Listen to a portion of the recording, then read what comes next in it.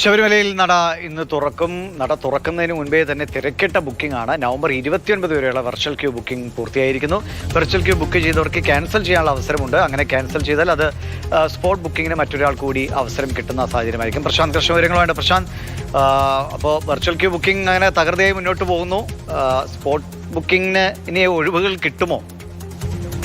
ദിവേഷ്, ഇന്ന് വൈകിട്ട് 4 മണിക്ക് നട തുറക്കുന്നതിന് മുൻപ് തന്നെ ഈ മാസം 29 വരെയുള്ള ബുക്കിംഗ്, അതായത് 18 മണിക്കൂർ ഒരു ദിവസം ദർശനമുള്ളതിൽ എല്ലാ ടൈം സ്ലോട്ടുകളും ബുക്കിംഗ് പൂർത്തിയായിരിക്കുന്നു. ഇനി ഈ ദിവസങ്ങളിൽ നവംബർ 29 വരെ ആർക്കും വെർച്വൽ ക്യൂവിൽ ബുക്ക് ചെയ്യാൻ സാധിക്കില്ല. അതേസമയം തന്നെ പ്രതിദിനം 10,000 വീതം സ്പോട്ട് ബുക്കിംഗ് ഉണ്ട്. സ്പോട്ട് ബുക്കിംഗ് പമ്പയിലും എരുമേലിയിലും വണ്ടിപ്പെരിയാറിലും പോയി സ്പോട്ട് ബുക്കിംഗ് മാത്രമേ സാധിക്കുകയുള്ളൂ. അപ്പോൾ ഈ നേരത്തെ സർക്കാർ തീരുമാനിച്ചിരുന്നത് പ്രതിദിനം 80,000 പേർക്ക് വെർച്വൽ ക്യൂ ബുക്കിംഗ് എന്നതാണ്. പക്ഷേ 70,000 മാത്രമാണ് തുറന്നു കൊടുത്തിട്ടുള്ളത്.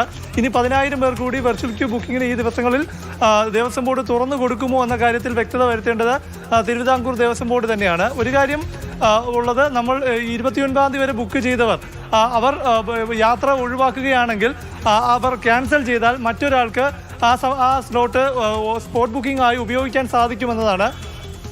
അത്തരത്തിൽ ഒരു സൗകര്യം മാത്രമേ ഉള്ളൂ. എന്തായാലും ഇക്കാര്യത്തിൽ ഒരു വ്യക്തത വരുത്തേണ്ടത് ഇനി വെർച്വൽ ക്യൂ ബുക്കിംഗ്. നമുക്ക് അതിൽ ദേവസ്വം ബോർഡിന്റെ തന്നെ പ്രതികരണം തേടാം. പ്രശാന്ത്, ശ്രീ അജികുമാർ ടെലിഫോണിലുണ്ട്. ശ്രീ അജികുമാർ, ഇപ്പോൾ 70,000 തുറന്നു കൊടുത്തിരിക്കുന്നത്. 10,000 സ്പോട്ട് ബുക്കിംഗ് എന്ന നിലയ്ക്ക് തന്നെയാണോ, അതോ അതിലധികം വരാൻ സാധ്യതയുണ്ടോ?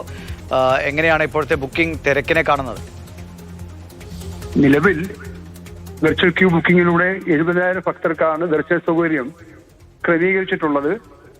10,000 പേർക്ക് സ്പോട്ട് ബുക്കിങ്ങിലൂടെയും 29 വരെ ഇപ്പോൾ ബുക്കിംഗ് പൂർത്തീകരിച്ചിട്ടുണ്ട്, പൂർണ്ണമായിട്ടുണ്ട്.